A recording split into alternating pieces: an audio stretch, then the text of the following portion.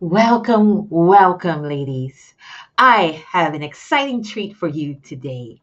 I have someone who changed their life through language and created a business that is unbelievable and so powerful. So I want you all to join me in welcoming Miss Sandy Gee. Welcome. Ah, so nice to see you here.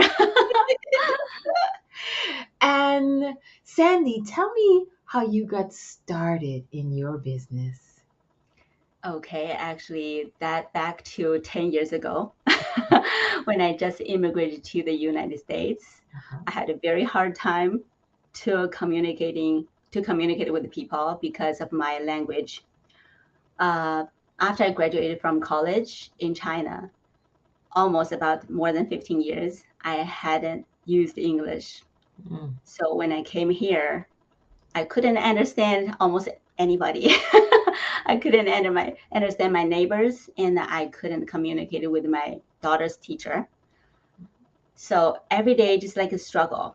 I didn't know what to do. But one day, I felt like enough is enough. I need to do something to get this thing done. So I set a goal.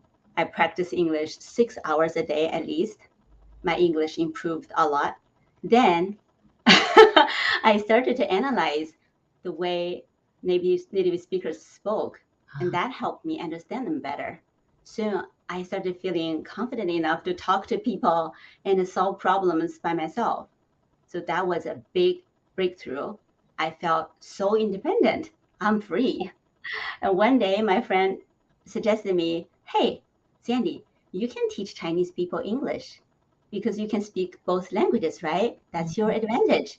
I Mm. thought that was a great idea because as a Chinese immigrant, Mhm. I have gone through all the struggles and the Struggle. challenges, Yes. right?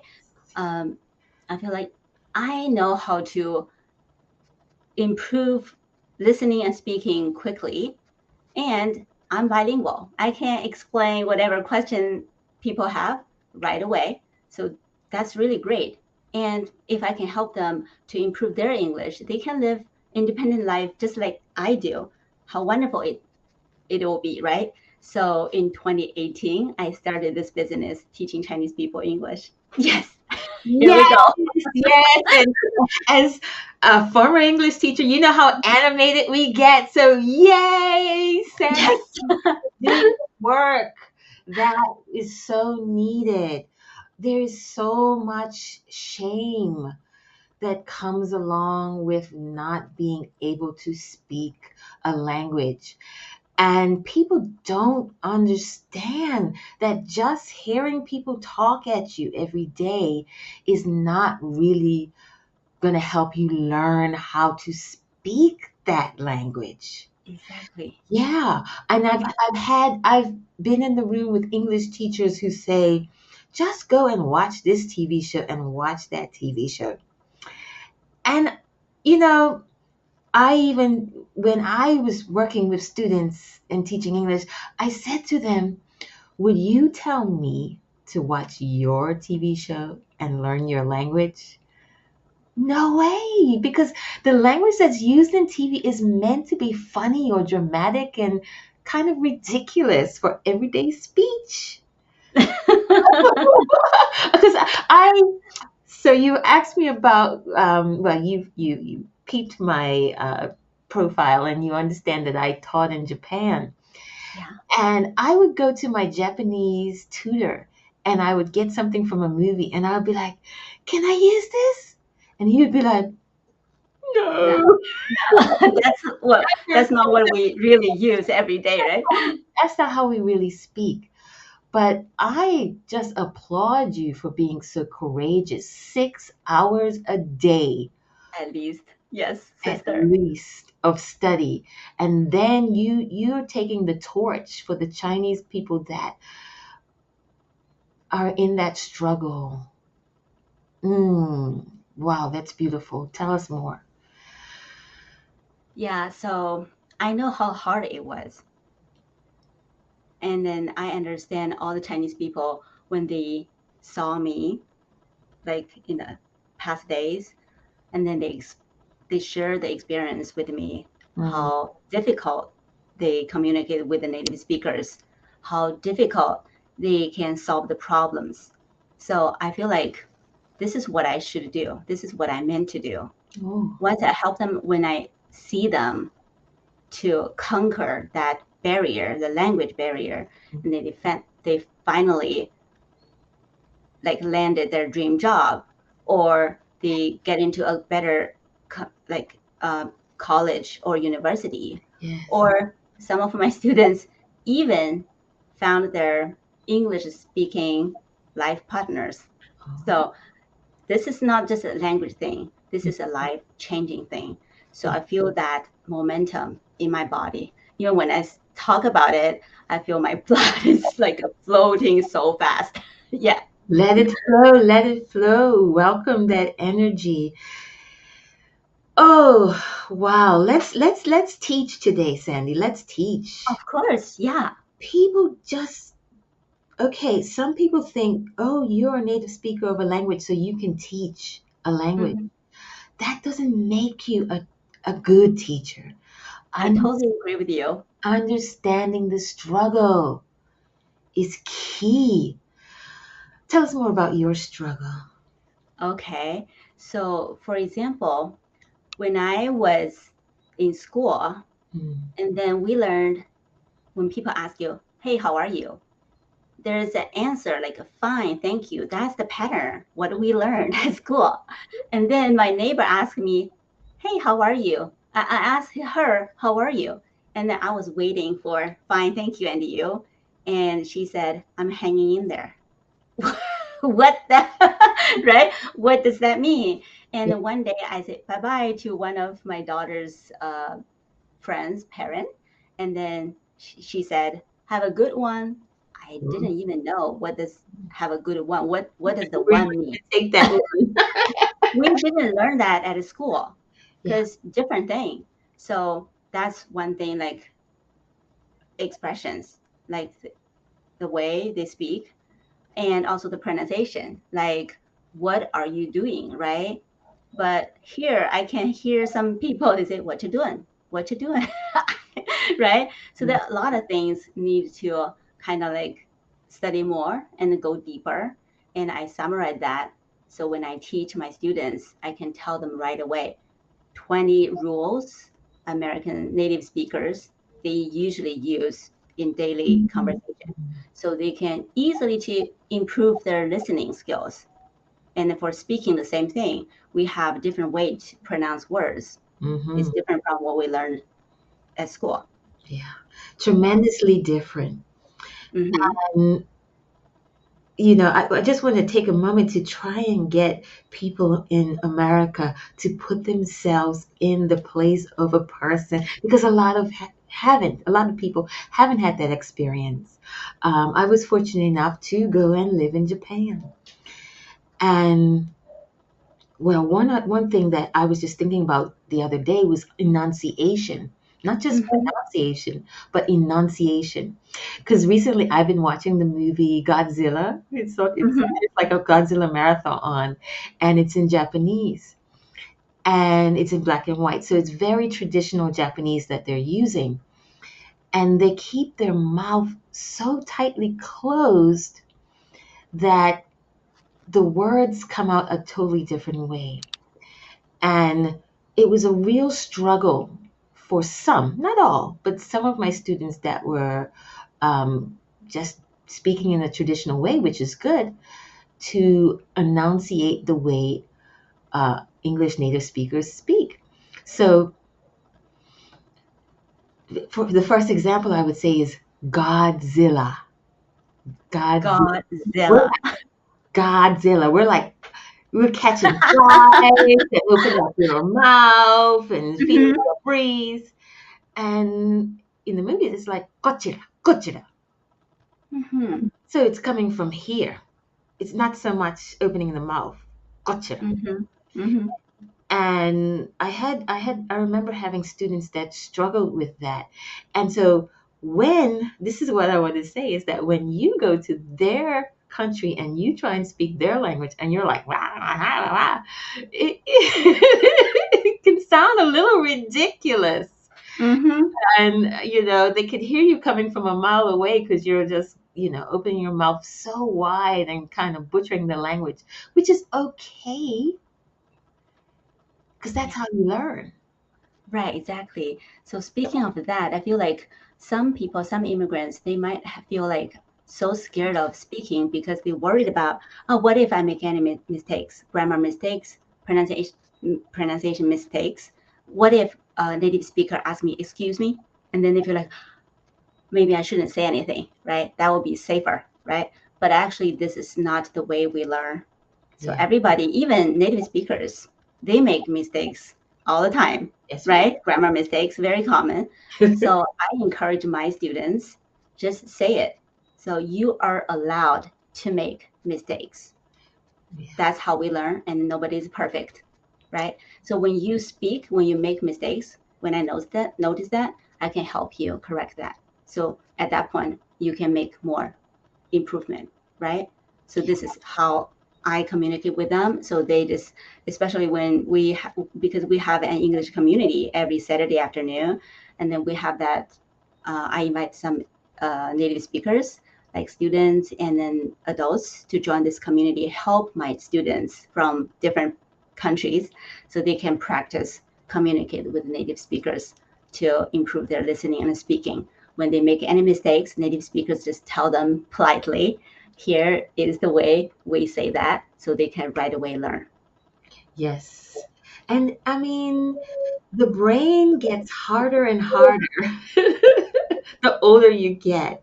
Exactly. There's so many aspects of this. Like children are able to learn 2 and 3 languages at a time, but parents are Mhm. afraid. Oh my goodness, they're making mistakes. They're not going to learn it. No, I mean that's how a lot of cultures have been lost because the parents said, okay, you're in this country, you learn English, and we'll put our native language aside. But children, they Mhm. can absorb it all, and they make those mistakes and they learn from those mistakes. Right. Yeah. It's so easy for children to pick up a language, but for adults, I have a lot of Chinese immigrants, which they are adults. Mhm. But what we do is we just use limited time because they are busy. Usually they have a job, right? So we use limited time, and then I just teach them what they need in their daily life. The Excellent. purpose is different. Their goal is not become an English teacher. Their goal is to use English to solve everyday problems. Mhm. So they tell me, this is what I want to learn. So I teach that part. Also, every day, if they have any sentences they want to know how to say in English, they send me those sentences. I right away tell them how to say and also give them a recording. They can practice with it. So this is That's how they really learn every day. And I want to just stress to native speakers when someone asks you how do you say this, and you give them an answer, give them one answer. Okay, Mhm. don't give them 10 different ways. I experienced that in Japan. They're like, oh, you can say it like this, and you can say it like this, and you can say it like this. That's a lot of language to try and keep in your brain at one time. I mean, if somebody gives you their name, and a few minutes later you've forgotten it, how do you think you're going to remember a bunch of phrases that someone gives you at the same time? Exactly. I think I totally agree with you. One banana at a time. Yes. So if they want to know this sentence in your language, just tell them one way to say that. Start from there. Once they practice, they get used to it. Maybe the smallest, shortest sentence better because it's easy to remember, right? So Yeah. once they can use it, then you can tell them, actually, we have different ways to say that. Here's some choices, but I usually tell them you can actually separate what I teach you. Mhm. One part you can just understand. That part is for understanding native speakers. You don't have to remember word by word. You don't have to even use it.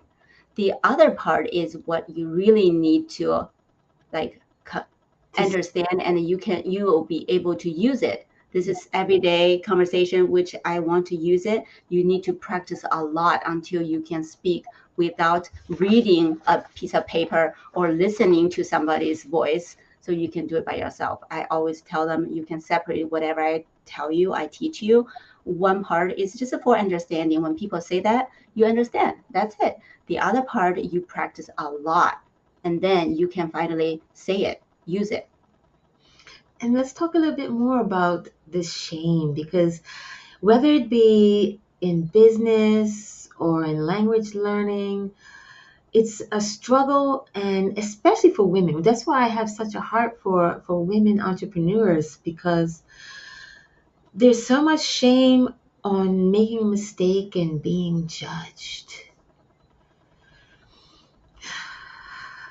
Yes. So much Yes. shame around that. Mhm. I think this is really something I'd like to talk about too, because, especially in China, Chinese culture, in school, students kind of like not allowed to make any mistakes. When Oh, you make mistakes, you sure. know the result, be punished. For example, if you write a word wrong, and then the teacher will ask you, okay, go home and then copy this word 50 times. So, or, the old days when I was in middle school, if students made any mistakes, they might get like different punishment, Mm, which is even worse than that. Maybe go stand there yeah. for half an hour, or stand in the very back of this classroom. So that kind of punishment really made you feel like I can't make any mistakes, otherwise I'll be Magnified the shame. Wow. so Yeah. really, really bad. But after I came here, I learned a lot of different cultures actually, because America is international Mm, country, right? People from all over the world, and I feel like you're allowed to make mistakes, right? And then because of mistakes, that's a real treasure of our life. We learn from that, just like no pain, no gain. Exactly true. So mhm. once we make mistakes, we fall, we stand up, we know, oh, it hurts. Next time, wear pants, don't wear shorts. When you run this on this kind of like ground, right? So Yeah. you learn from that. So why not? Nothing wrong with making mistakes. Fantastic. And how did you build a business? Like, what is the name of your business, and what were the first steps in creating this new business? Okay, cool. That's a great question. My business, the name of it is Global English Center. Mm, And I know Chinese people, they are all over the world. mm, They're explorers. So I feel like this is not like a very limited business, can be like a global. So that's why I named it Global English Center, to help people from different country, but they are from China. They have the same like origin, just like me. So that's my original idea of my business. The first step, actually, I started from 2017, just spent 2 months to prepare every unit, and then ask my friend native speakers to go through all the units I created to okay. make sure every single sentence are very authentic sentence. What an amazing woman. I mean, you're so thorough, and you spent 6 hours just teaching yourself the language, minimum 6 hours teaching yourself a language, and now you've created these units, so well prepared for them emotionally and physically, mentally, all those parts that come into learning a language. That's amazing. That's amazing. Yeah, I love them, and I want to see their progress You want as to soon see the as progress? possible, Yeah. Okay. because the most valuable thing is not the money, it's the time, especially for adults. They need the time to do something very important. So I try to help them as soon as possible, as fast as I can, and then give them the most efficient way to just do it, and then they can get it. Yeah. I wanna just take a moment and ask our listeners, to close their eyes. Imagine you're in bed, you had a great day, and you woke up one morning and you went outside. Let's say it's the 4th of July and there's a big picnic. And now everybody around you is speaking Japanese. And they're like, すいません, onegaishimasu, Konnichiwa. Arigatou, dozo. How would you feel if you woke up one day and no one spoke your language and you needed to get from point A to B? Would you hope that people would have some kindness and some understanding and just work with you while you slowly learn something that you've never learned before? And that's what non-native speakers need. They need a little bit of empathy, a lot of empathy. And I applaud you for doing that. And I just really want people to take the time and put themselves in their shoes. We all want to make a better life for our children. So understand when someone comes and they take on that struggle of I'm not even speaking, because there are many out there that I've met that don't even get out of the house. I mean, why would you if you feel like everybody's having a good time except you? It can be so disempowering. But making those mistakes, as you said, and getting a hold of a tutor like Sandy to guide you along can be freeing, because not having a voice is like taking away part of your personality, your individuality, the respect that you deserve as a human being. Yeah, I totally get it.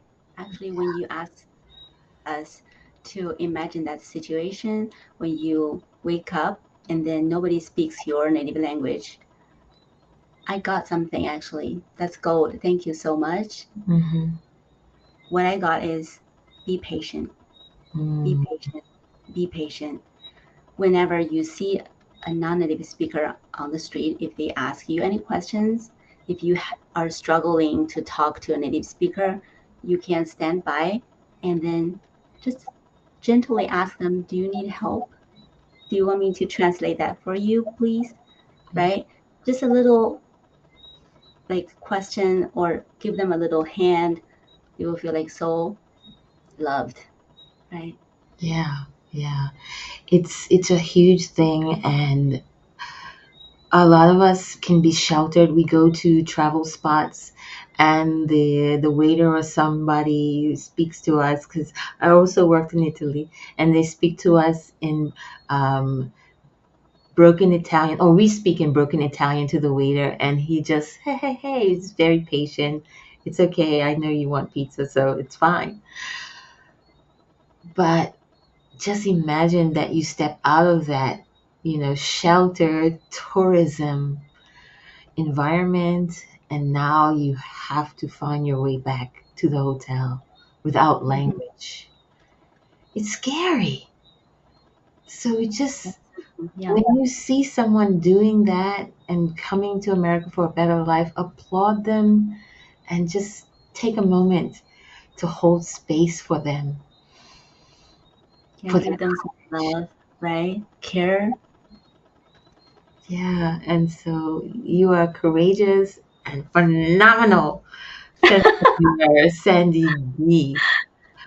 And then, some of my students, they went to, adult school, which is free, right? She told me she went to adult school for 8 years and didn't make too much progress from that. And then after 1 month, she had the training with me. She cried just like a baby. She said, I never thought I could speak English this fluently. Oof, you hit on something big. What I saw in a lot of language schools that I work with, they try to make you feel as if there is something wrong with you. Yeah, because it's a business, especially the bigger companies. It's a big business to keep you paying for lessons again and again, and you're not making progress. And you have this wonderful, gorgeous salesperson that will tell you just a few more packages or a few more months, and you'll get Mhm, there. And then mhm, you get in the class and you don't make that progress. You think, it's me. It's my problem, right? Right. It's not. It's not. Actually, I want to share a very quick game I played with my students. Very, very interesting. And whenever I have the interview with them, the first interview, I would always play one game with them, just a couple seconds. I said, okay, so would you like to tell me if you see somebody first time you meet them, and then you ask their name, right? What would you say? They would say, what's your name, right? So as I asked them second question, okay, now you want to ask her mom's name. How do you ask that?